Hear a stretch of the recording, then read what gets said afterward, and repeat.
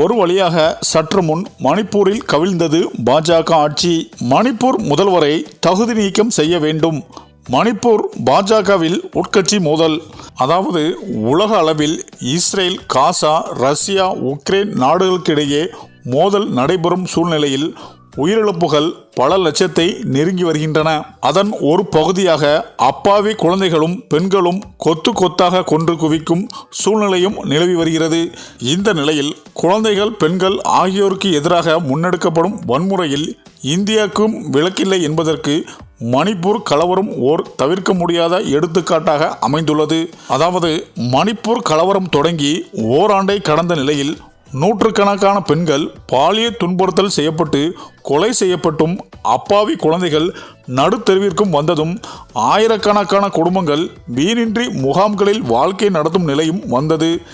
இயல்பு நிலை மட்டும் 8 கணக்காகவே நீடிக்கிறது. இதனால் மணிப்பூர் மாநிலத்தின் சிறுபான்மையினருக்கான இருக்கும் குகி சமூகத்தினர் மிகுந்த துயரத்திற்கு ஆளாகி உள்ளனர். ஆகவே குகி சமூகத்தினர் பிரதிநிதியாக இருக்கும் விளங்கும் 10 சட்டமன்ற உறுப்பினர்கள் மணிப்பூரில் இயல்பு நிலை விரைவில் திரும்ப வேண்டும். கலவரத்திற்கு துணை நிற்கும் பைரவன் சிங் முதலமைச்சர் பதவியில் இருந்து தகுதி நீக்கம் செய்யப்பட வேண்டும் என கோரிக்கை விடுத்துள்ளார். கோரிக்கை விடுத்த 10 சட்டப்பேரவை உறுப்பினர்களின் 9 பேரும் ஆளும் பாஜகவை சேர்ந்தவர்கள்.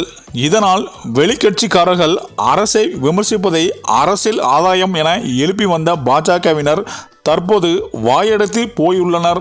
எனினும் பாஜகவின் தலைமை இது குறித்து எந்த நடவடிக்கையும் எடுக்காமல் தாமதித்து வருகின்றது.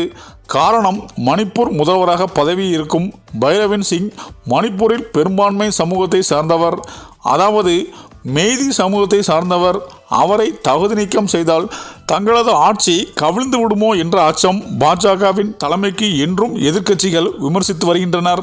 மேலும் கடந்த ஓராண்டுக்கு மேலாக கலவரம் தொடர்ந்து வரும் நிலையில் 6 மாதங்களுக்கு ஒரு முறை நடக்க வேண்டிய சட்டப்பேரவை கூட்டத்தொடர் மட்டும் தடையில்லாமல் நடந்து வருகிறது. இதற்கு காரணம் சட்டப்பேரவை இயங்காவிட்டால் ஆட்சி கவிழ்ந்துவிடும்.